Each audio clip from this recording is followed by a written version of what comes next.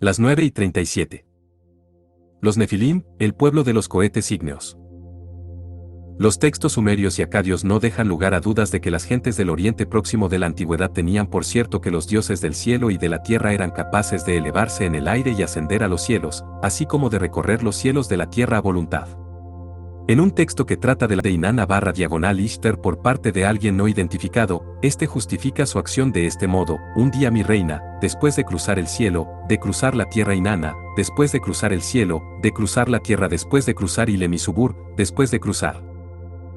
La Yeródula llegó cansada, se durmió. La vi desde el extremo de mi jardín, la besé, copulé con ella. La misma Inanna, de la que se dice aquí que recorría los cielos de muchas y lejanas tierras, hazaña que solo podría haber realizado volando, habló en otra ocasión de su vuelo.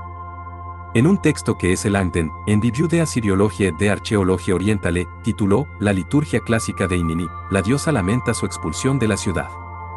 Siguiendo las instrucciones de Enlil, un emisario, que me trajo la palabra del cielo, entró en la sala del trono de la reina, sus sucias manos puso sobre mí y, después de otras indignidades, a mí, desde mi templo, me obligaron a volar, una reina soy que, de mi ciudad, como un pájaro me obligaron a volar. Esta capacidad de Inanna, capacidad que también muestran otros de los principales dioses, solían reflejarla los antiguos artistas representando a los dioses antropomórficos en todos los demás aspectos, como ya hemos visto, con alas. Las alas, tal como se puede ver en numerosas representaciones, no formaban parte del cuerpo, no eran alas naturales, sino, más bien, un añadido decorativo de la vestimenta del dios. Fig 58. Inanna/Ishtar, cuyos viajes en pos de aventuras amorosas se mencionan en muchos textos antiguos, se trasladaba entre su primer y distante dominio en Arata y su codiciada morada en Uruk. Visitaba a Enki en Eridu y a Enlil en Nippur, así como a su hermano Yutu en su cuartel general de Sipar. Pero su viaje más famoso fue el que hizo al mundo inferior, a los dominios de su hermana Ereshkigal.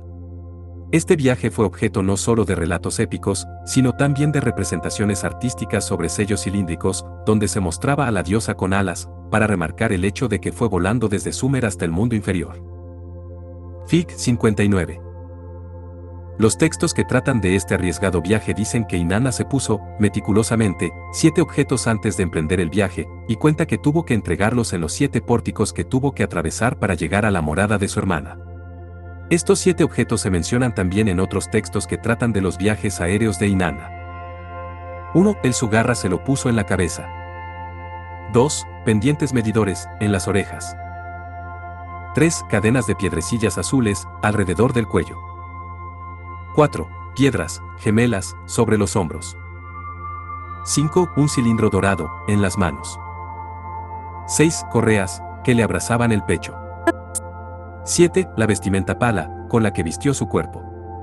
Aunque nadie ha sido capaz, todavía, de explicar la naturaleza y el significado de estos 7 objetos, creemos que la respuesta la teníamos al alcance de la mano desde hace tiempo. En las excavaciones que realizaron entre 1903 y 1914 Walter Andra y sus colegas en la capital asiria de Assur, se encontró en el templo de Ishtar una estatua muy deteriorada de la diosa, donde se podían observar diversos artilugios, sujetos al pecho y a la espalda. En 1934, los arqueólogos que excavaban en Mari se encontraron con una estatua similar, pero intacta, enterrada en el suelo. Era la representación a tamaño natural de una hermosa mujer. Su poco común tocado estaba adornado con un par de cuernos, señalando con ello que se trataba de una diosa. Estimando su antigüedad en unos 4000 años de edad, los arqueólogos se quedaron impresionados por el aspecto tan realista de la estatua. En una foto, resultaba difícil distinguirla de los hombres vivos. Le pusieron por nombre la diosa del vaso, porque sostenía en las manos un objeto cilíndrico. Fig 60. A diferencia de las tallas planas o de los bajorrelieves, esta representación tridimensional y a tamaño natural de la diosa revela interesantes rasgos de su atuendo. En la cabeza no lleva un sombrero de señora, sino un casco especial, sobresaliendo de él, a ambos lados, y adaptándose a las orejas, hay unos objetos que le recuerdan a uno los auriculares de un piloto. En el cuello y sobre el pecho, la diosa lleva un collar de multitud de piedrecillas, probablemente preciosas, y en las manos sostiene un objeto cilíndrico que parece demasiado grueso y pesado como para ser un recipiente de agua. Sobre una blusa semitransparente, 2 correas le cruzan el pecho, llevando a la espalda, y sosteniendo en su lugar, una extraña caja de forma rectangular. La caja está estrechamente ceñida a la parte posterior del cuello de la diosa, firmemente sujeta al casco con una correa horizontal. Fuese lo que la caja llevase dentro, debió de ser algo pesado, pues el artilugio precisa del apoyo adicional de dos grandes hombreras. El peso de la caja debió de incrementarse con una manguera que está conectada a su base con una abrazadera circular. El equipo completo de instrumentos se sostiene en su lugar con la ayuda de dos series de correas que entrecruzan la espalda y el pecho de la diosa. El paralelismo entre los 7 objetos que necesitaba Inanna para sus viajes aéreos y el vestuario y los objetos que lleva la estatua de Mari y, probablemente, también la otra mutilada que se encontró en el templo de Ishtar en Asur, es fácilmente demostrable. Vemos los pendientes medidores, los auriculares en las orejas, las hileras o cadenas de piedrecillas alrededor del cuello, las piedras gemelas, las dos hombreras, sobre los hombros, el cilindro dorado, en las manos, y las correas que se entrecruzan en su pecho. Ciertamente, va vestida con una vestimenta pala, vestimenta del soberano, y en la cabeza lleva el casco Sugarra, un término que, literalmente, significa lo que hace ir lejos en el universo. Todo esto nos sugiere que el atuendo de Inanna era el de un aeronauta o un astronauta. El Antiguo Testamento llamaba a los ángeles del Señor Malachim, literalmente, emisarios, que llevaban los mensajes divinos y hacían cumplir los mandatos de Dios. Tal como se nos revela en multitud de casos, eran aviadores divinos. Jacob los vio subiendo una escalera celeste. A Agar, la concubina de Abraham, le hablaron desde el aire, y fueron ellos los que llevaron a cabo la destrucción aérea de Sodoma y Gomorra. El relato bíblico de los sucesos que precedieron a la destrucción de las dos ciudades pecadoras ilustra el hecho de que estos emisarios eran, por una parte, antropomórficos en todos los aspectos, y, por otra, podían ser identificados como ángeles, tan pronto se les observaba. Sabemos que su aparición era repentina. Abraham levantó los ojos y, he aquí, que había 3 individuos parados a su vera. Haciendo reverencias y diciéndoles, mis señores, les imploró, no paséis de largo cerca de vuestro servidor, y los persuadió para que se lavaran los pies, descansaran y comieran. Después de hacer lo que les pedía Abraham, 2 de los ángeles, el tercer hombre, resultó ser el mismo Señor, siguieron hasta Sodoma. Lot, el sobrino de Abraham, estaba sentado a la puerta de Sodoma. Al verlos, Lot se levantó a su encuentro y postrándose rostro en tierra, dijo, Ea, señores, por favor, desviaos hacia la casa de este servidor vuestro, hacéis noche, os laváis los pies y de madrugada seguís vuestro camino. Después, él les preparó una comida, y comieron. Cuando la noticia de la llegada de los 2 se difundió por la ciudad, los sodomitas rodearon la casa, desde el mozo hasta el viejo, todo el pueblo sin excepción, llamaron a voces a Lot y le dijeron, ¿dónde están los hombres que han venido donde ti esta noche?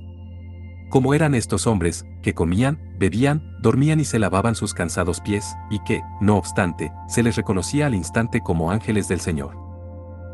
La única explicación posible es que, lo que vestían, sus cascos o uniformes, o lo que portaban, sus armas, les hacían reconocibles de inmediato. Ciertamente, es una posibilidad que llevaran unas armas muy características. Los 2 hombres, de Sodoma, a punto de ser linchados por la turba, a los que estaban a la entrada de la casa les dejaron deslumbrados, y mal se vieron para encontrar la entrada. Y otro ángel, que en esta ocasión se le apareció a Gedeón, al haber sido elegido juez en Israel, le dio una señal divina al tocar una roca con su bastón y hacer salir fuego de ella. El equipo dirigido por Andra aún descubrió otra representación atípica de Ishtar en su templo de Asur. Más como una escultura mural que como un relieve común, se veía a la diosa con un ajustado casco, con los auriculares extendidos, como si dispusieran de sus propias antenas planas, y llevando unas marcadas gafas que parecían formar parte del casco. Fig 61. No hace falta decir que, cualquier hombre que viera a una persona, hombre o mujer, así vestida, se daría cuenta de inmediato de que se acababa de encontrar con un aeronauta divino. Las figurillas de arcilla encontradas en lugares sumerios, y que se estima tienen 5000 años de antigüedad, bien podrían ser burdas representaciones de estos malachim con armas tipo varita mágica. En una de estas figurillas, se ve el rostro a través del visor del casco. En otra, el emisario lleva el clásico tocado cónico divino y un uniforme tachonado de objetos circulares cuya función se desconoce. Fix 62-63. Los protectores oculares o gafas de las figurillas constituyen un detalle de lo más interesante, porque el Oriente Próximo del cuarto milenio AC estaba literalmente inundado de figurillas abarquilladas que representaban, de forma estilizada, la parte superior de las deidades, exagerando su rasgo más prominente, un casco cónico con visores o gafas elípticas. Fig. 64. Se encontraron montones de figurillas como estas en Tel Brak, un lugar prehistórico situado a orillas del río Kabur, el río en cuyas riberas vio Ezequiel el carro divino milenios más tarde. Indudablemente, no es una mera casualidad que los hititas, conectados con Sumer y Akkad a través de la zona del Kabur, adoptaran como señal escrita para designar a los dioses el símbolo, un préstamo claro de las figurillas, de los ojos. Tampoco resulta sorprendente que este símbolo o jeroglífico del ser divino, expresado en estilos artísticos, llegara a dominar no solo el arte de Asia Menor, sino también el de los primitivos griegos durante los periodos minoico y micénico. Fig. 65. Los textos antiguos indican que los dioses se ponían este atuendo especial no solo para sus vuelos por los cielos terrestres, sino también para ascender a los distantes cielos. Hablando de sus ocasionales visitas a Anu en su morada celestial, la misma Inanna explicaba que podía llevar a cabo tales viajes porque, el mismo Enlil me abrochó el divino me atuendo alrededor de mi cuerpo. En el texto, se citan las palabras de Enlil, que le dice a la diosa, has alzado los me, te has atado los me a las manos, te has ceñido los me, te has sujetado los me al pecho. Oh reina de todos los me, oh luz radiante que con la mano agarra los 7 me. Un primitivo soberano sumerio, que fue invitado por los dioses para ascender a los cielos, recibió el nombre de Enme. Dur. An-Kl, que literalmente, significa, soberano cuyo me conecta cielo y tierra, una inscripción de Nabucodonosor II, en la que se describe la reconstrucción de un pabellón especial para el carro celeste, de Marduk, afirma que éste formaba parte de la casa fortificada de los 7 me de cielo y tierra. Los estudiosos tienen a los me por objetos de poder divinos. Sin embargo, literalmente, el término proviene del concepto de nadar en las aguas celestiales. Inanna los describía como partes de la vestimenta celestial que ella se ponía para sus viajes en el barco del cielo. Así pues, los me eran partes del equipo especial que había que ponerse para volar por los cielos de la tierra, así como por el espacio exterior. En la leyenda griega de Ícaro, este intenta volar sujetando con cera unas alas a su cuerpo. Las evidencias del Próximo Oriente de la antigüedad muestran que, aunque quizás se representase a los dioses con alas para indicar sus capacidades voladoras o, quizás, a veces, con uniformes alados, nunca se pretendió decir con ello que usaran alas sujetas al cuerpo para volar. Más bien utilizaban vehículos en estos viajes. El Antiguo Testamento nos cuenta que una noche en la que el patriarca Jacob estaba en un campo de las cercanías de Harán, este vio una escalera apoyada en tierra, y cuya cima tocaba los cielos, en la que los ángeles del Señor estaban muy ocupados subiendo y bajando. El mismo Señor estaba de pie en la cima de la escalera. Y el pasmado Jacob, asustado, dijo, así pues, un Dios está presente en este lugar, y yo no lo sabía, qué temible es este lugar. Ciertamente, esto no es otra cosa sino la morada del Señor y esta es la puerta del cielo. En este relato hay dos puntos interesantes. El primero consiste en que los seres divinos que suben y bajan por esta puerta del cielo, lo hacían utilizando un dispositivo mecánico, una escalera.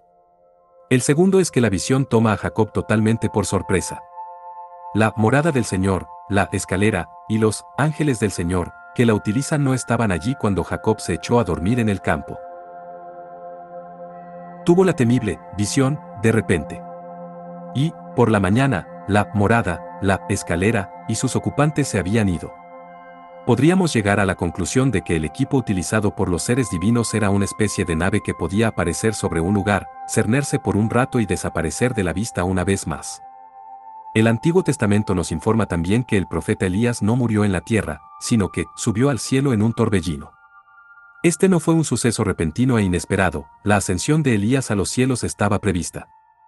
Se le dijo que fuera a Betel, la casa del Señor, un día determinado. Ya se habían difundido rumores entre sus discípulos al respecto de que estaba a punto de ser llevado a los cielos. Y, cuando le preguntaron a su discípulo más cercano si el rumor era cierto, éste les confirmó que, de hecho, el Señor arrebatará al Maestro hoy. Y después, apareció un carro de fuego, y caballos de fuego. Y Elías subió al cielo en un torbellino. Aún más famoso, y, ciertamente, mejor descrito, fue el carro celeste visto por el profeta Ezequiel, que vivió entre los deportados judíos de las riberas del río Kabur, en el norte de Mesopotamia. Los cielos se abrieron, y yo vi las apariciones del Señor. Lo que Ezequiel vio fue un ser de aspecto humano, envuelto en brillos y resplandor, sentado en un trono que descansaba sobre un firmamento de metal dentro del carro. El vehículo, que podía moverse en cualquier dirección con sus ruedas dentro de ruedas y elevarse del suelo verticalmente, fue descrito por el profeta como un torbellino fulgurante. Y vi un torbellino que venía desde el norte, como una nube grande con destellos de fuego y resplandores en torno. Y dentro de él, en medio del fuego, había un resplandor como el fulgor del halo. En algunos estudios recientes sobre esta descripción bíblica, como el de Joseph F. Blumrich, de la Administración Nacional Aeronáutica y del Espacio de los Estados Unidos, NASA, se ha llegado a la conclusión de que el carro que vio Ezequiel era una especie de helicóptero, compuesto de una cabina sobre 4 ejes, cada uno equipado con alas rotatorias, es decir, un torbellino. Alrededor de 2 milenios antes, cuando el soberano sumerio Gudea conmemoraba la construcción del templo de su dios, Ninurta, escribió que se le apareció un hombre que brillaba como el cielo, por el casco que llevaba en la cabeza, era un dios. Cuando Ninurta y 2 acompañantes divinos se le aparecieron a Gudea, estaban de pie junto al pájaro negro del viento divino, de Ninurta. Al final, resultó que el propósito principal para la construcción del templo fue el proporcionar una zona de seguridad, un recinto especial dentro de los terrenos del templo, para este pájaro divino. Gudea relató que, para la construcción de este recinto, se necesitaron enormes vigas y gigantescas piedras traídas de muy lejos, y la construcción del templo se dio por terminada solo después de que el pájaro divino entrara en el recinto. Una vez allí, el pájaro divino pudo agarrarse al cielo, y fue capaz de reunir cielo y tierra. El objeto era tan importante, sagrado, que estaba permanentemente protegido por 2 armas divinas, el Cazador Supremo y el Asesino Supremo, armas que emitían rayos de luz y rayos que daban muerte. La similitud entre las descripciones bíblicas y sumerias, tanto de los vehículos como de los seres en su interior, son obvias. La descripción de los vehículos como de un pájaro de viento, y un torbellino, que podía elevarse hacia el cielo mientras emitía un resplandor, no deja lugar a dudas de que se trataba de algún tipo de máquina voladora. Unos murales enigmáticos descubiertos en Tel Gazul, un lugar al este del Mar Muerto cuyo nombre antiguo nos resulta desconocido, pueden arrojar algo de luz sobre este tema. Estos murales, datados en los alrededores del 3500 AC, representan una gran brújula de 8 puntas, la cabeza de una persona con casco dentro de una cámara con forma de campana y 2 diseños de un aparato mecánico que bien podrían ser los torbellinos de la antigüedad. Fig. 66. Los textos antiguos hablan también de algún vehículo utilizado para subir a los aeronautas a los cielos. Gudea afirmaba que, cuando el pájaro divino se elevaba para circundar las tierras, hacía destellos sobre los ladrillos levantados. El recinto protegido era descrito como Mu Na Da Tur Tur, lugar de descanso de piedra fuerte del Mu. Urukagina, que gobernó en Lagash, decía del pájaro negro de viento divino, el Mu que ilumina como un fuego alto y fuerte que hubiera hecho yo. De forma parecida, Luutu, que gobernó en Uma en el 3er milenio AC, construyó un lugar para un Mu, que sale en un fuego, para el dios Yutu, en el lugar señalado del interior de su templo. El rey babilonio Nabucodonosor II, en sus anotaciones sobre la reconstrucción que hizo del recinto sagrado de Marduk, decía que dentro de los muros fortificados, hechos de ladrillo cocido y reluciente mármol ónice, levanté la cabeza del barco y de G.U.L. el carro principesco de Marduk, el barco Sak-Mu. Kau, cuya llegada se observa, el viajero supremo entre cielo y tierra, en medio del pabellón que yo construí, apantallando sus costados. Id.G.U.L., el primer epíteto empleado para describir a este viajero supremo, o carro de Marduk, significa literalmente alto hasta el cielo, brillante en la noche. Sak-Mu Kau, el segundo epíteto utilizado para describir al vehículo, sin duda, un barco, resguardado en un pabellón especial, significa el brillante Mu que es para ir lejos. El que hubiera un Mu, un objeto cónico con la parte superior ovalada, instalado de verdad en el interior del recinto sagrado de los templos de los grandes dioses del cielo y de la tierra es algo que, afortunadamente, se puede demostrar. En una antigua moneda encontrada en Bibles, la bíblica Jebal, en la costa mediterránea del actual Líbano, se representa el gran templo de Ishtar. Aunque aquí se muestra con la apariencia que tenía en el 1er milenio AC, los requisitos existentes para que los templos se construyeran y reconstruyeran en el mismo lugar y según el plano original hacen que lo que veamos ahora sean los elementos básicos del templo original de Bibles, diseñado milenios atrás. La moneda retrata un templo con dos partes. En la parte frontal se encuentra la estructura principal del edificio, imponente con su pórtico columnado. Pero, detrás, hay un patio interior, o zona sagrada, oculto y protegido por un enorme muro. Está claro que es una zona elevada, pues solo se puede acceder a ella subiendo unas escaleras. Fig. 67. En el centro de esta zona sagrada hay como una plataforma que, por su entramado de vigas cruzadas, similar al de la Torre Eiffel, da la sensación de que fuera construida para soportar un gran peso. Y, de pie sobre la plataforma, se encuentra el objeto de toda esta seguridad y protección, un objeto que solo puede ser un mu. Como la mayoría de las palabras monosilábicas sumerias, mu tenía un significado principal. En el caso de mu, el significado era aquello que se eleva recto. Entre sus 30 y tantos matices se incluyen los significados de alturas, fuego, mandato, periodo contado, así como, en tiempos posteriores, aquello por lo cual se le recuerda a uno. Sí, desde las estilizaciones asirías y babilonias del signo escrito de Mu, nos remontamos hasta sus pictografías originales sumerias, nos encontraremos con la siguiente evidencia gráfica. Vemos, claramente, una cámara cónica, sola o con una sección más estrecha añadida. Desde una cámara en el cielo dorada te vigilaré, prometía Inanna al rey asirio. ¿Acaso era este Mu la cámara celestial? En un himno a Inanna / Ishtar y sus viajes en el barco del cielo se indica, con toda claridad, que el Mu era el vehículo en el cual recorrían los dioses el cielo. Dama del cielo. Ella se pone la vestimenta del cielo, valientemente asciende hacia el cielo. Sobre todas las tierras pobladas vuela en su Mu. Dama, que en su Mu en las alturas del cielo aletea gozosa. Sobre todos los lugares de descanso vuela en su Mu. Existen evidencias que demuestran que la gente del Mediterráneo oriental había visto estos objetos similares a cohetes no solo en algún templo, sino volando de verdad. En los glifos hititas, por ejemplo, se pueden ver, contra un fondo de cielos estrellados, misiles que cruzan, cohetes montados sobre rampas de lanzamiento, y hasta un dios en el interior de una cámara radiante. Fig. 68. El profesor H. Frankfurt, Cylinder Seais, en su demostración sobre el modo en que se difundió por todo el mundo antiguo el arte de la elaboración de sellos cilíndricos, así como los temas representados en ellos, reproduce el diseño de un sello encontrado en Creta y datado en el siglo XIII a.C. Los grabados del sello representan, con toda claridad, un cohete que cruza el cielo propulsado por llamas que salen por su parte trasera. Fig. 69. Los caballos alados, los animales entrecruzados, el globo celeste alado y la deidad con cuernos en su tocado son, todos ellos, conocidos temas mesopotámicos. Ciertamente, se puede aceptar que el cohete ígneo que aparece en el sello cretense era también un objeto familiar en todo el Oriente Próximo de la antigüedad. De hecho, se puede ver un cohete con alas o aletas alcanza BLE mediante una escalera, en una tablilla excavada en Geser, una ciudad de la antigua Canaán, al oeste de Jerusalén. En la doble impresión del mismo sello se ve también un cohete descansando en el suelo, junto a una palmera. La naturaleza o el destino celeste de estos objetos viene confirmada por símbolos del sol, la luna y las constelaciones zodiacales que adornan el sello. Fig. 70. Los textos mesopotámicos en los que se habla de los recintos interiores de los templos, de los viajes celestes de los dioses o, incluso, de casos en los que algún mortal ascendió a los cielos, emplean el término sumerio Mu o sus derivados semitas Sumu, lo que es un Mu, Sham o Shem. Dado que el término tuvo también la connotación de aquello por lo cual se le recuerda a uno, al final se le ha dado el significado de nombre. Pero la aplicación universal de nombre a los textos más primitivos, en los que se habla de un objeto utilizado para volar, ha oscurecido el verdadero significado de los registros antiguos. Así, G. A. Barton, The Royal Inscriptions of Sumer and Akkad, estableció la incuestionada traducción de la inscripción del templo de Gudea, que, Sumo abrazará las tierras, de horizonte a horizonte, como, su nombre cubrirá las tierras.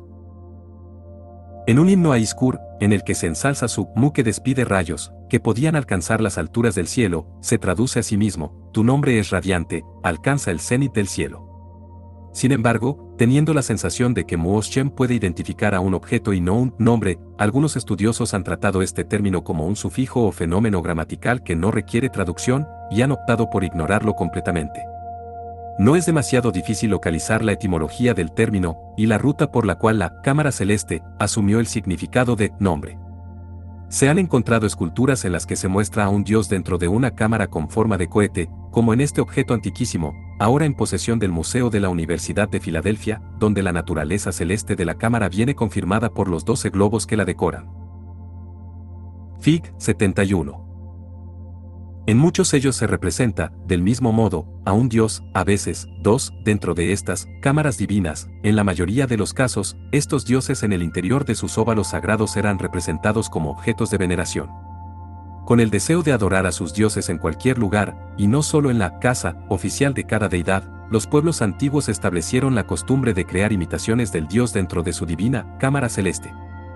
En los sitios seleccionados se levantaron pilares de piedra simulando la forma del vehículo oval, y se talló la imagen del dios en la piedra para indicar que estaba dentro del objeto. Solo era una cuestión de tiempo que reyes y gobernantes, relacionando estos pilares, llamados estelas, con la capacidad de ascender a la morada celeste, comenzaran a tallar sus propias imágenes en las estelas como una forma de asociarse a sí mismos con la morada eterna. Si no podían escapar al olvido físico, que al menos su nombre se recordara para siempre. Fig. 72. Y se puede apoyar la idea de que estos pilares de piedra conmemorativos pretendían simular a la nave celeste ígnea gracias al término por el cual se conocía en la antigüedad a estas estelas. Los súmenos las llamaban Natru, piedras que ascienden. Los acadios, los babilonios y los asirios las llamaban Naru, objetos que despiden luz. Los amurru las llamaron miras, objetos ígneos. En hebreo, ne aún sigue significando un pilar que emite luz y, de ahí, su significado actual de vela. En las lenguas indoeuropeas de los hurritas y los hititas, a las estelas se les llamaba uasi, pájaro de fuego de piedra. Las referencias bíblicas indican cierta familiaridad con dos tipos de monumentos conmemorativos, el Yad y el Shem. El profeta Isaías transmitió a las sufrientes gentes de Judea la promesa del Señor de un futuro mejor y más seguro, y yo les daré, en mi casa y dentro de mis murallas, un Yad y un Shem. Si lo traducimos literalmente, lo que el Señor le estaría prometiendo a su pueblo sería la entrega de una mano y un nombre.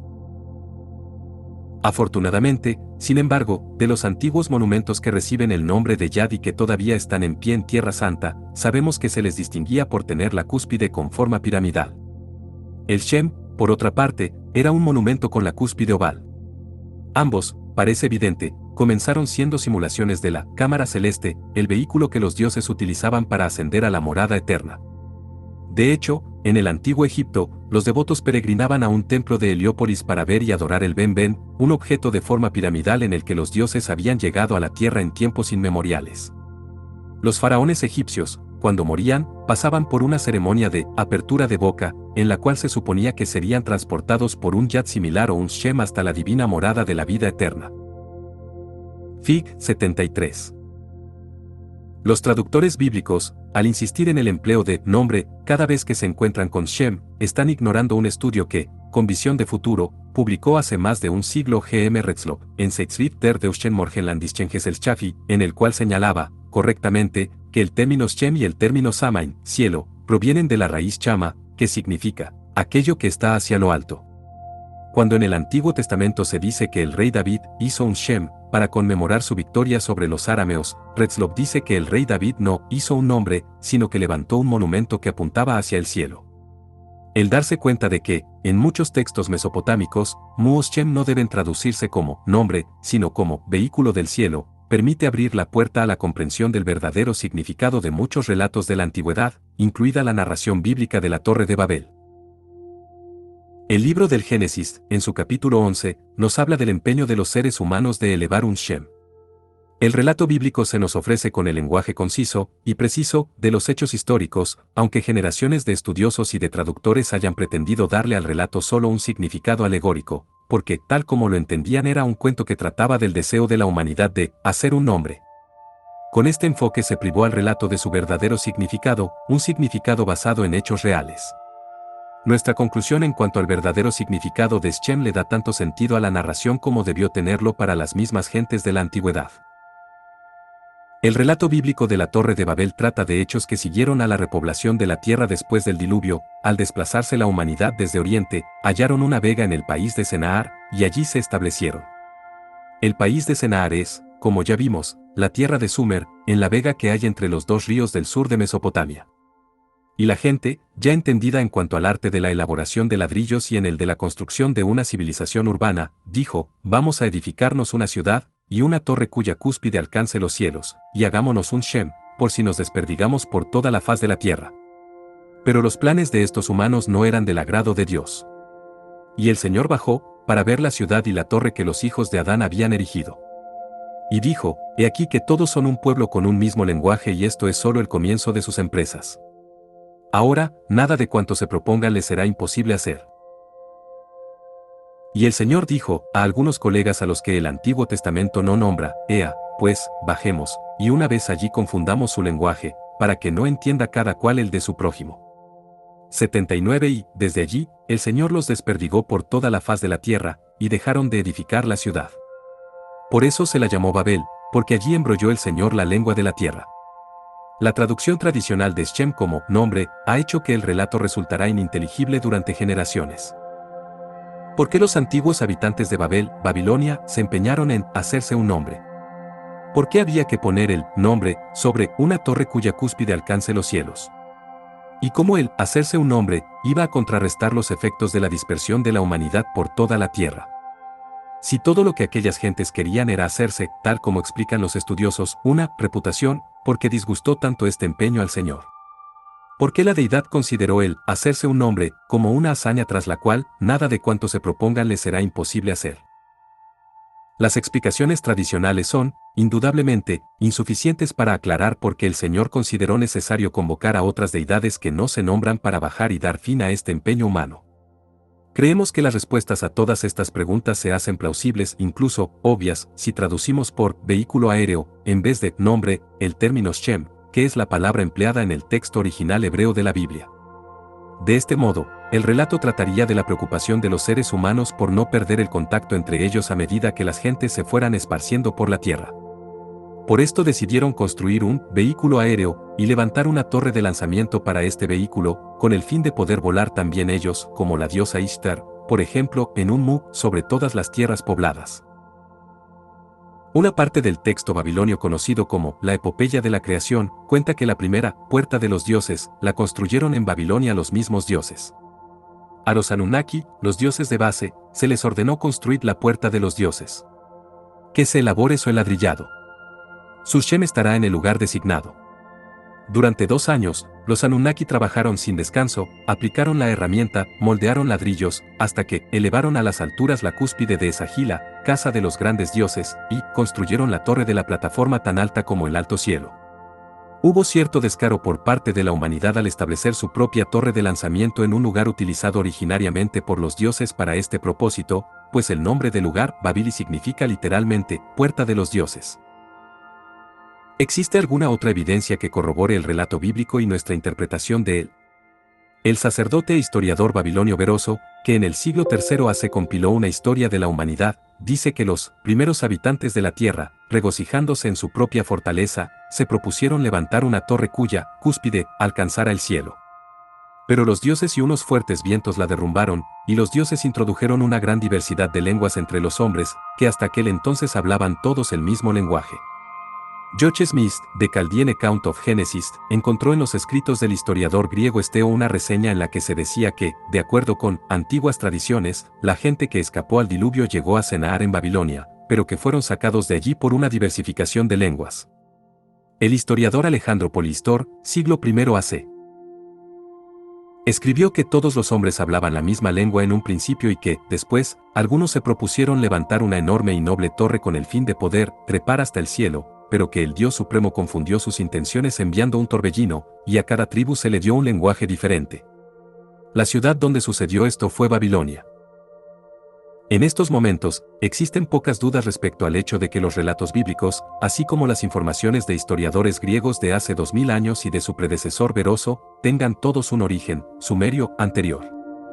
A.H. 6, The Religion of the Babylonians, dice que, en los fragmentos de una tablilla que hay en el Museo Británico, leyó la versión babilonia de la construcción de la Torre de Babel.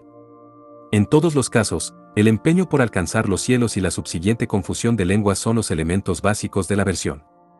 Existen otros textos sumerios que registran la deliberada confusión de la lengua del hombre a cargo de un dios airado. Presumiblemente, la humanidad no poseía en aquel momento la tecnología necesaria para un proyecto aeroespacial de tal calibre. Para ello, era esencial la guía y la colaboración de un dios entendido en el tema.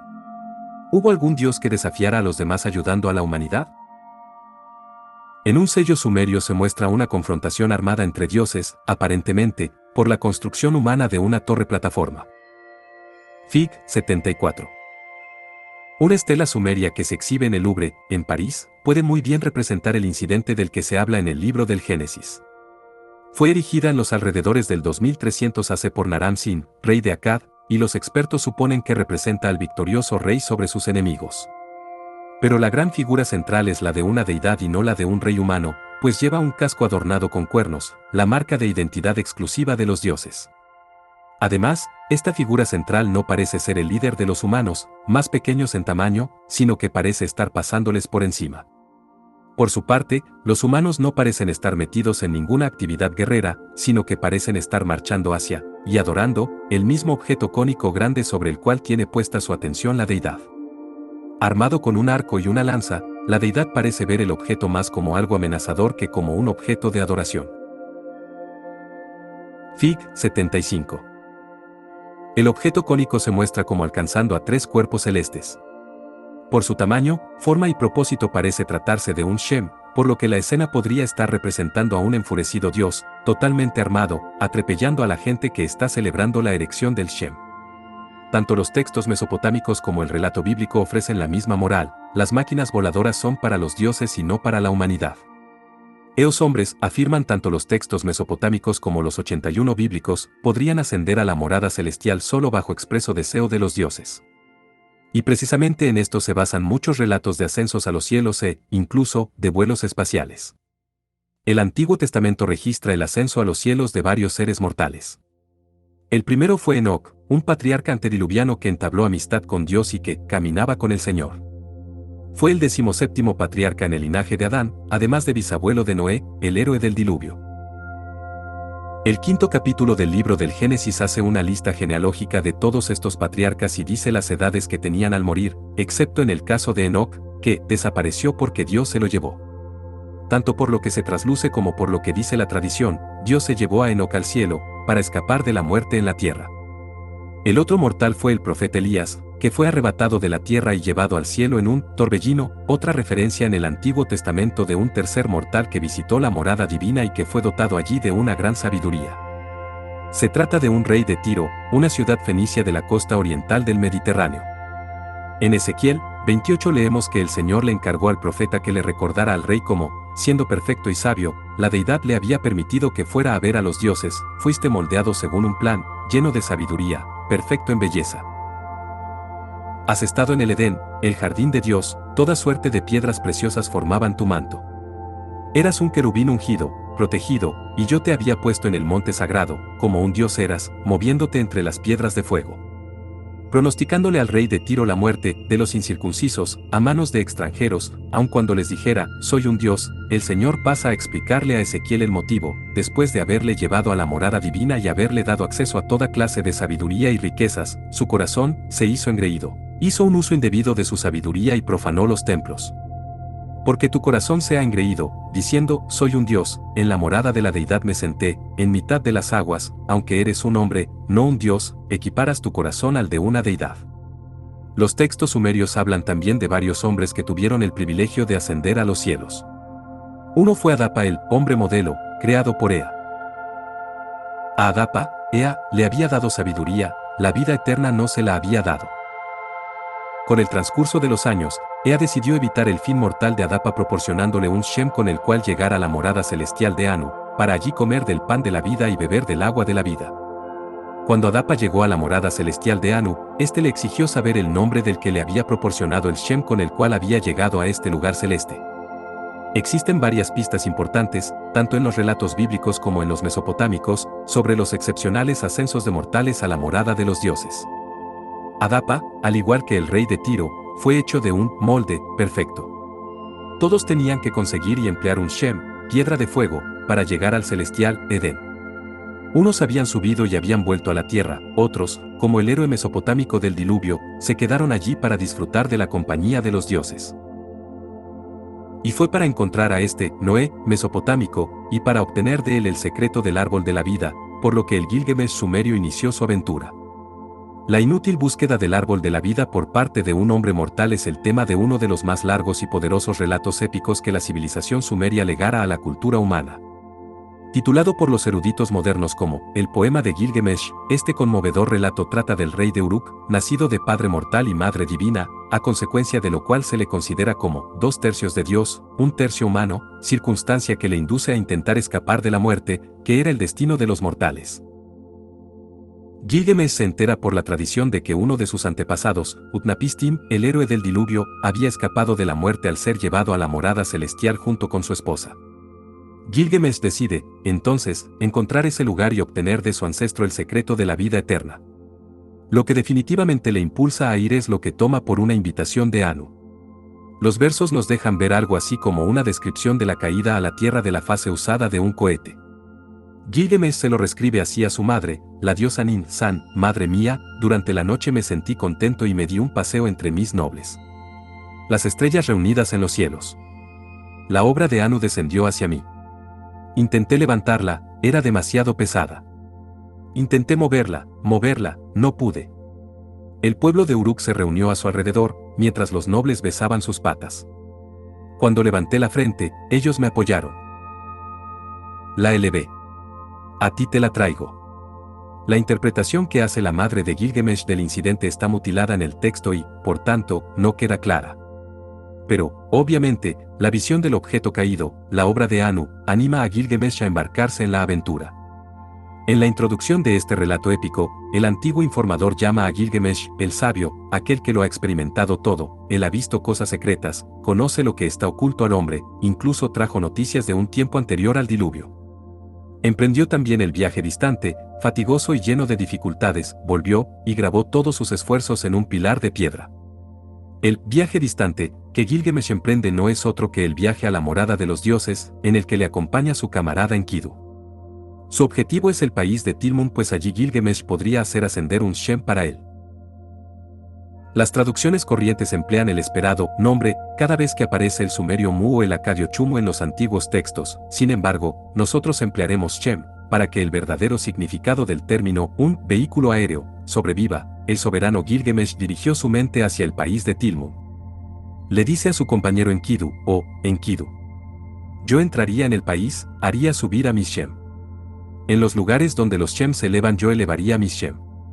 Incapaz de disuadirle, tanto los ancianos de Uruk como los dioses a los que Gilgamesh consulta le aconsejan que consiga primero el consentimiento y la ayuda de Yutu/Shamash.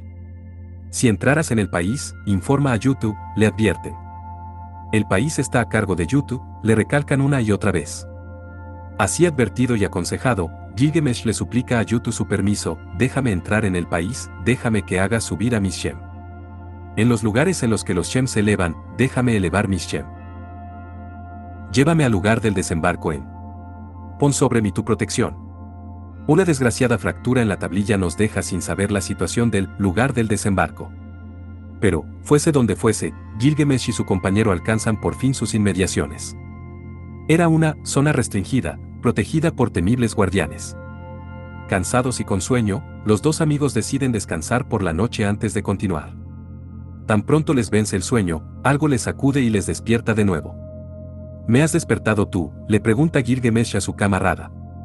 Estoy despierto, se pregunta, pues está presenciando algo inusual, algo tan impresionante que le hace preguntarse si está despierto o soñando. Entonces, Gilgamesh le dice a Enkidu, en mi sueño, amigo mío, la tierra de arriba se vino abajo.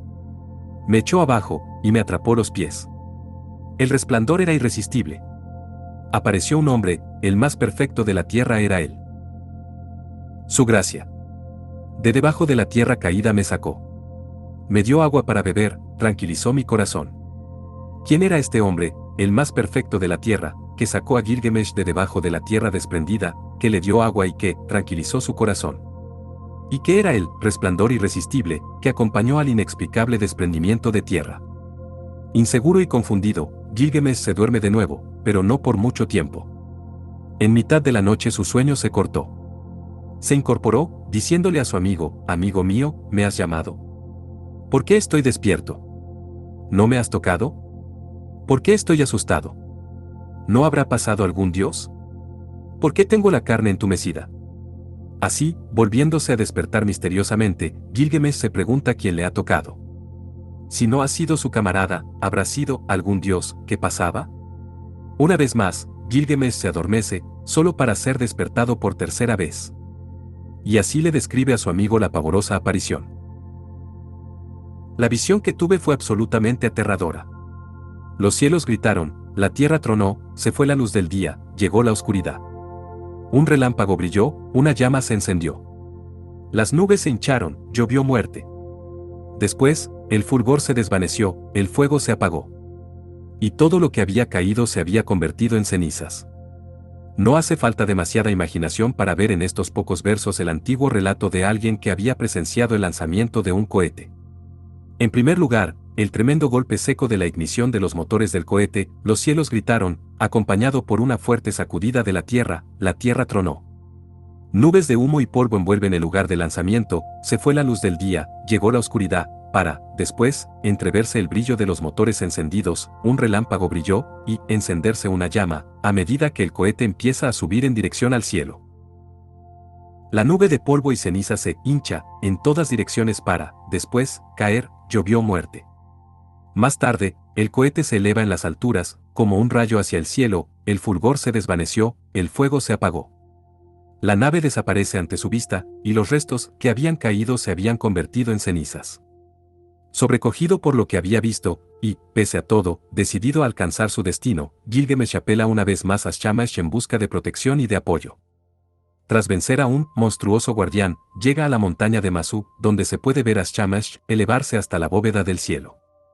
Se encuentra ya cerca de su primer objetivo, el lugar donde los Shem ascienden.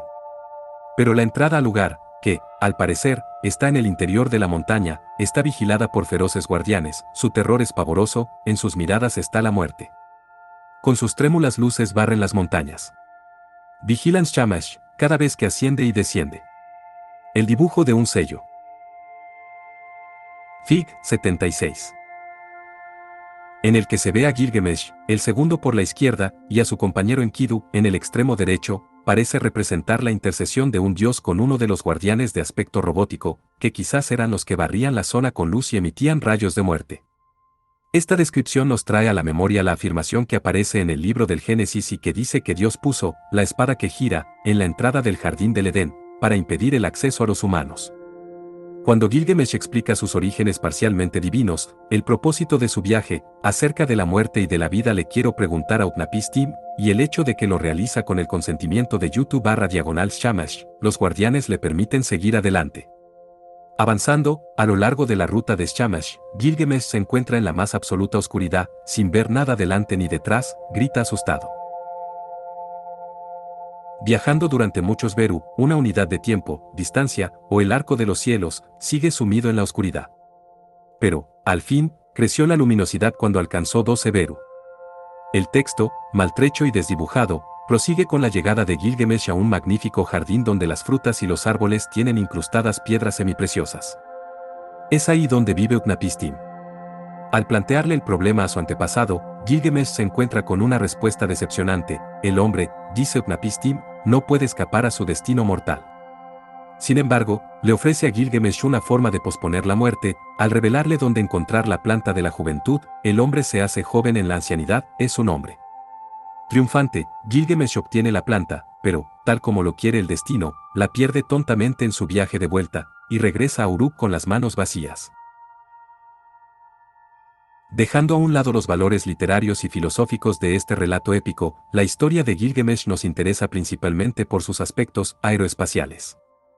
El Shem que Gilgamesh necesitaba para llegar a la morada de los dioses era, indudablemente, una nave espacial, uno de cuyos lanzamientos tuvo ocasión de presenciar cuando se acercaba al lugar de desembarco. Parece ser que estos cohetes estaban situados en el interior de una montaña, y los alrededores, bien vigilados, dan la impresión de ser una zona restringida. Hasta ahora no ha salido a la luz ninguna representación gráfica de lo que vio Gilgamesh, pero, en un dibujo encontrado en la tumba de un gobernador egipcio de un lejano país, se puede ver la cabeza de un cohete por encima del suelo en un lugar donde crecen palmeras. El cuerpo del cohete está claramente almacenado bajo tierra, en un silo hecho por el hombre con segmentos tubulares y decorado con pieles de leopardo. Fig. 77. En un estilo muy similar al de los modernos delineantes, los antiguos artistas nos muestran una sección transversal del silo subterráneo. Podemos ver que el cohete tiene varios compartimentos. En el de abajo, se ve a dos hombres rodeados de tubos curvos. Por encima de ellos, hay 3 paneles circulares. Comparando el tamaño de la cabeza del cohete, el Ben-Ben, con el de los 2 hombres que hay en su interior y con la gente que hay en la superficie, es evidente que la cabeza del cohete, equivalente al sumerio Mu, la cámara celeste, podía albergar fácilmente a 1 o 2 operadores o pasajeros. Til Mun era el nombre del país al cual se dirigió Gilgamesh. Este nombre significa, literalmente, país de los misiles. Era el país donde los Shem ascendían, un país bajo la autoridad de Yutu/Shamash, un lugar donde uno podía ver a este dios ascender a la bóveda de los cielos. Y, aunque el homólogo celeste de este miembro del panteón de 12 fuera el Sol, sugerimos que este nombre no significa realmente Sol, sino que era un epíteto que describía sus funciones y responsabilidades. Su nombre sumerio, Yutu, significaba el que entra con fulgor. Su nombre acadio derivado, Chemes, era más explícito, significa fuego, y ya sabemos lo que significaba en sus orígenes Shem. Yutu/Shamash era el de las naves de fuego. Era él, nos atrevemos a sugerir, el comandante del espaciopuerto de los dioses. La jefatura de Yutu/Shamash en materia de viajes a la morada celeste de los dioses, y las funciones llevadas a cabo por sus subordinados en conexión con ello, se revelan con mayor detalle aún en otro relato sumerio sobre el viaje de un mortal al cielo. La lista de reyes sumerios nos dice que el 13º soberano de Kis fue Etana, el que ascendió al cielo. Esta afirmación no necesitaba demasiadas explicaciones, pues el relato del rey mortal que viajó a los cielos era bien conocido en todo el Oriente Próximo de la antigüedad y fue motivo de numerosas representaciones en sellos. Se nos cuenta que Etana fue designado por los dioses para traer a la humanidad la seguridad y la prosperidad que Ia realeza, una civilización organizada, pretendía proporcionar. Pero parece ser que Etana no podía tener un hijo que diera continuidad a la dinastía. El único remedio conocido era cierta planta del nacimiento que Etana podría obtener solo si se la bajaba de los cielos. Como Gilgamesh tiempo después, Etana recurrió a Shamash en busca de permiso y ayuda, y, tal como se desarrolla el relato, queda claro que Etana estaba pidiéndole a Shamash un Shem. Oh, Señor, que tu boca lo ordene. Concédeme la planta del nacimiento. Muéstrame la planta del nacimiento. Quítame esta incapacidad. Haz para mí un Shem halagado por la oración y cebado con el cordero sacrificial. Shamash le concedió a Etana el Shem. Pero, en vez de hablar de un Shem, Shamash le dice a Etana que un águila le llevará al deseado lugar celeste. Tras indicar a Etana el camino hasta el foso donde estaba situada el águila, Shamash le explicó a esta por anticipado la misión pretendida. Intercambiando mensajes crípticos con Shamash, su señor, el águila recibió las instrucciones: te enviaré a un hombre, se cogerá de tu mano, llévalo aquí, haz todo lo que él te diga. Haz lo que te he dicho. Al llegar a la montaña que le había indicado Shamash, Etana vio el foso, y, dentro de él, había un águila. Siguiendo las órdenes del valeroso Shamash, el águila entró en comunicación con Etana. Una vez más, este explicó su propósito y su destino, tras lo cual, el águila dio instrucciones a Etana sobre el procedimiento para sacar al águila de su foso. Los 2 primeros intentos resultaron fallidos, pero, al tercero, el águila fue exitosamente elevada. Al amanecer, el águila le anunció a Etana: amigo mío, hasta el cielo de Anu te voy a llevar, y, explicándole cómo agarrarse, despegó y se elevó hasta las alturas con rapidez. Como si se tratara del informe de un moderno astronauta viendo alejarse a la Tierra a medida que su cohete se eleva, el antiguo narrador dice que la Tierra se hacía cada vez más pequeña para Etana. Cuando lo había subido a lo alto un Beru, el águila le dijo a Etana: mira, amigo mío, lo que parece la Tierra. Mira al mar, a los lados de la casa montaña, la Tierra se ha convertido en una simple colina, el ancho mar es como una bañera. Cuanto más ascendía el águila, más pequeña parecía la Tierra. Cuando llegaron al segundo Beru, el águila dijo: amigo mío, echa un vistazo y observa la Tierra. La Tierra se ha convertido en un surco. El ancho mar es como un cesto de pan. Cuando lo subió al tercer Beru, el águila le dijo a Etana: mira, amigo mío, lo que parece la tierra. La tierra se ha convertido en la zanja de un jardinero. Y, entonces, mientras seguían ascendiendo, la tierra desapareció súbitamente de la vista.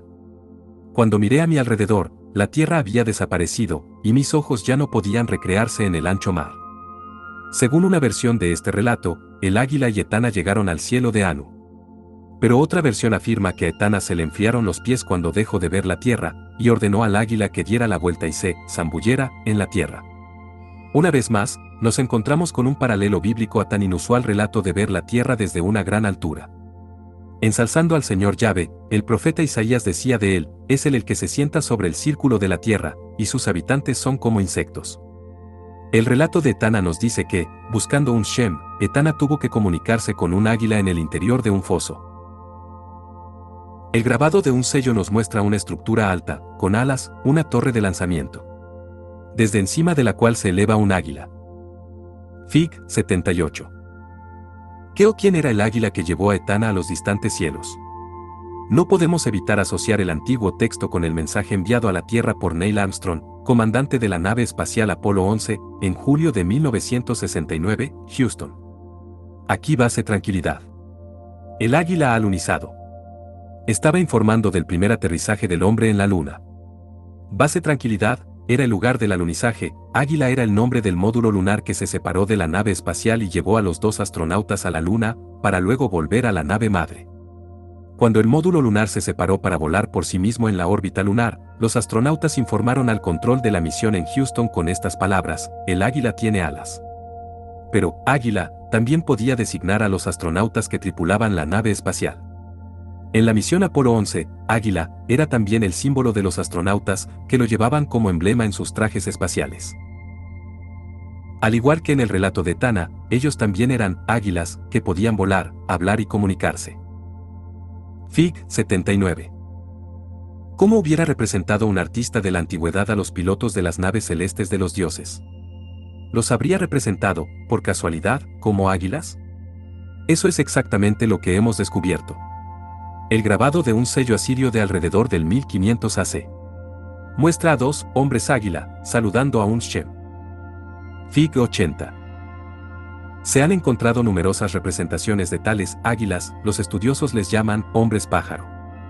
En la mayoría de ellas se les muestra flanqueando el árbol de la vida, como para recalcar que ellos, con su Shem, establecen el vínculo con la morada celeste donde se encuentran el pan de la vida y el agua de la vida.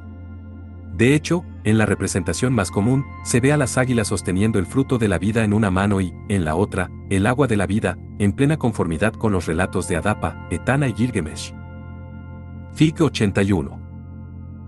La mayoría de las representaciones de estas águilas muestran, con toda claridad, que no eran monstruosos hombres pájaro, sino seres antropomórficos que llevaban trajes o uniformes que les daban la apariencia de águilas.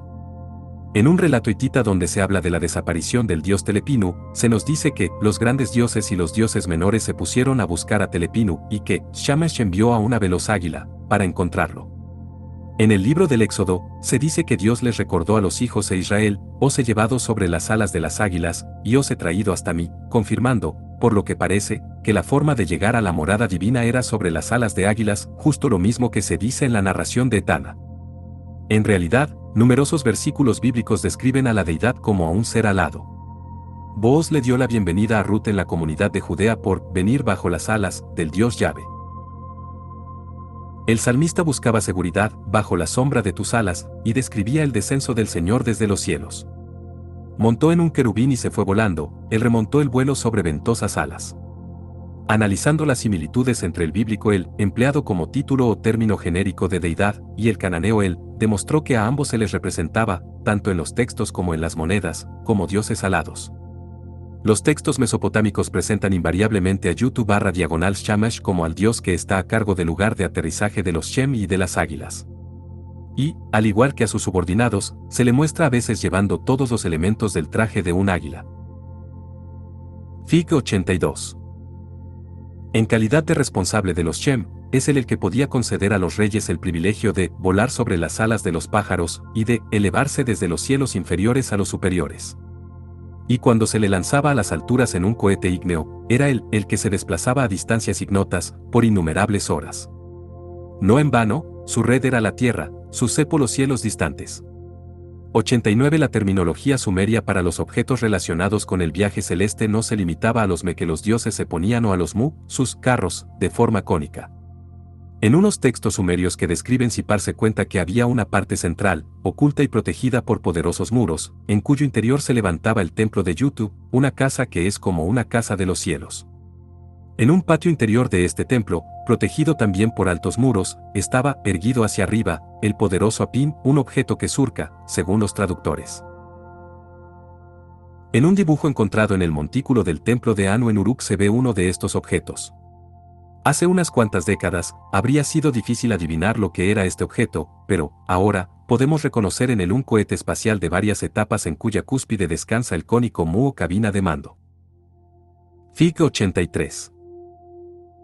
Las pruebas de que los dioses de Sumer poseían no solo cámaras voladoras para recorrer los cielos de la Tierra sino también cohetes de varias etapas para ir al espacio, emergen del examen de los textos donde se describen los objetos sagrados del templo de Yutu en Sipar.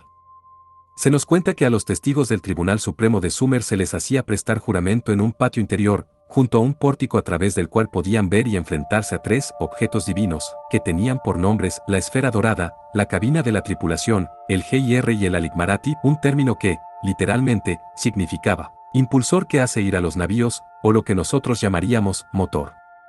Lo que nos encontramos aquí es una referencia a un cohete de 3 partes, con la cabina o módulo de comando en el extremo superior, los motores en el extremo inferior y el GIR en el centro. Este último es un término que se ha utilizado ampliamente en relación con el vuelo espacial. A los guardianes que se encontró Gilgamesh en la entrada del sitio de aterrizaje de Shamash se les llamaba hombres GIR. En el templo de Ninurta, la zona interior sagrada o más vigilada recibía el nombre de GIR-Su, de donde surge el GIR. Se admite en general que GIR era un término utilizado para describir a un objeto de bordes afilados. Una observación detenida del signo gráfico de GIR nos permite comprender mejor la naturaleza divina de este término, pues lo que vemos es un objeto largo con forma de flecha, dividido en varias partes o compartimentos. Que el Mu pudiera cernerse por sí mismo sobre los cielos de la Tierra, o cruzar los continentes al ir sujeto a un GIR, o convertirse en un módulo de mando en la cúspide de una pin de varias fases, es una prueba del alto nivel de ingeniería de los dioses de Sumer, los dioses del cielo y de la tierra. Un estudio detenido de los pictogramas e ideogramas sumerios no deja lugar a dudas acerca de que, quienquiera que fuese el que trazó esos signos, estaba familiarizado con las formas y el propósito de los cohetes con colas de fuego humeante, de los vehículos con forma de misil y de las cabinas celestes. Cajir. Boca del cohete, mostraba a un GIR dotado de aletas, o cohete, dentro de un recinto subterráneo parecido a un pozo. ESH, morada divina, la cámara o módulo de mando de un vehículo espacial. ZIK, ascender, un módulo de mando despegando. Por último, echemos un vistazo al pictograma de dioses en sumerio. Esta palabra estaba compuesta por 2 sílabas, Din, GIR. Ya hemos visto lo que era el símbolo GIR, un cohete de 2 fases con aletas. Din, la primera sílaba, significaba justo, puro, brillante. Al ponerlas juntas, por tanto, Din, GIR, es decir, dioses o seres divinos, transmitía el significado de los justos de los objetos en punta brillantes, o, de forma más explícita, los puros de los cohetes ardientes. El pictograma de Din era este, que nos trae fácilmente a la memoria al potente motor de un reactor que arroja llamas por la parte posterior, y con el extremo frontal desconcertantemente abierto.